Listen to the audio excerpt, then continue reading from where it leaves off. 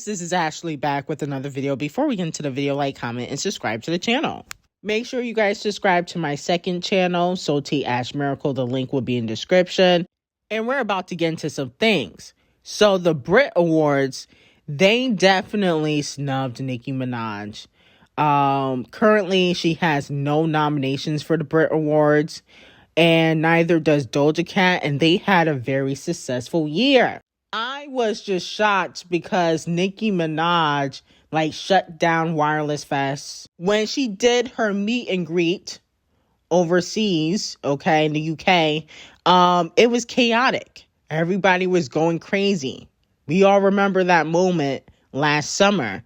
So to find out that she didn't even get nominated for Best International Artist was actually very shocking. They have Queen Bee, Burna Boy, Kendrick Lamar, Lizzo, and Taylor, the chart-obsessed queen. And my whole thing is, how is Kendrick Lamar a bigger international artist than Nicki Minaj? How is that possible? I don't think that is. Even Champagne Thickums didn't get no nominations. So I just feel like maybe, they changed the rules in regards to who can get nominated. Maybe they were focusing on the pop stars, but I feel like if you can nominate Kendrick Lamar, you can nominate Nicki Minaj and D0JA Cat and Champagne Thickums. No shade, because they all had a bigger year than Kendrick Lamar, in my opinion.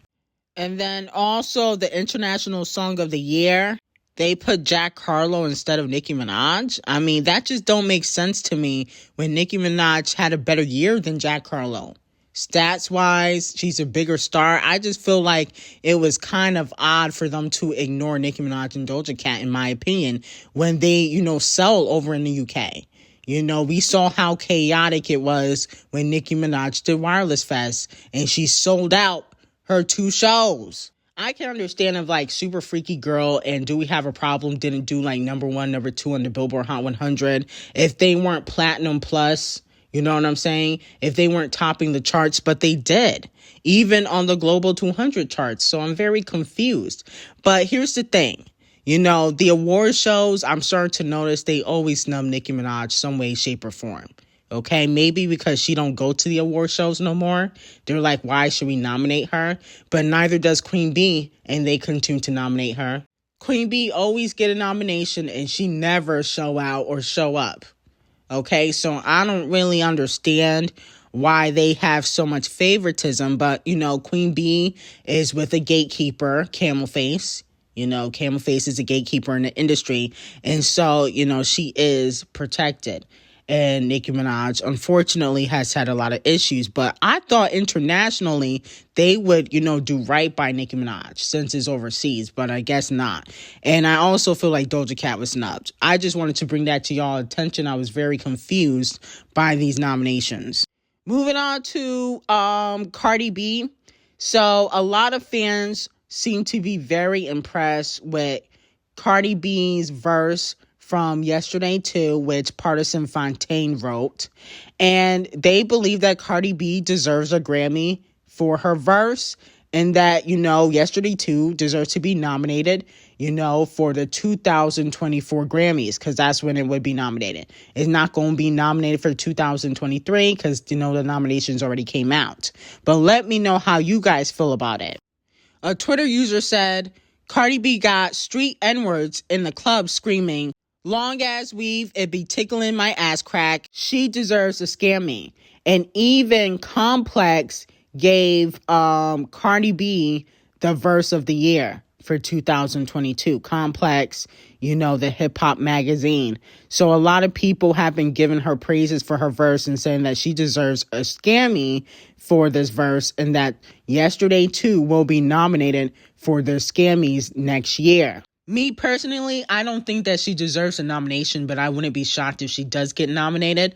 But it's kind of funny that she would get nominated for Yesterday 2 and not for WAP. See, WAP, and I don't even think Up won anything at the Scammys. And I also notice how nobody wants to talk about Hot Garbage. You see how, the Cardi B fans, they act like Yesterday 2 is Cardi B's song, is Glowfish's song, not Cardi B's. So the fact that they trying to pretend like hot garbage doesn't exist, because Yesterday 2 was more successful. It's kind of sad. It's like she can't even focus on her own music. She has to hop on other people's waves. But let me know in the comments if you think that Yesterday 2 will be nominated for a Scammy. It missed the deadline for 2023, but it could get nominated next year. And a lot of people like Cardi B's verse. Queen B got Ice Spice doing an Ivy Park campaign.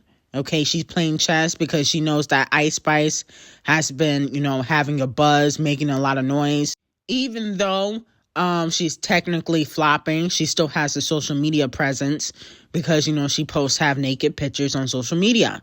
So, this was a chess move for Queen B, but I also feel like, she got to go bigger. Okay, Ice Spice is cute, but who should really be getting into some Ivy Park? If she call up Rihanna.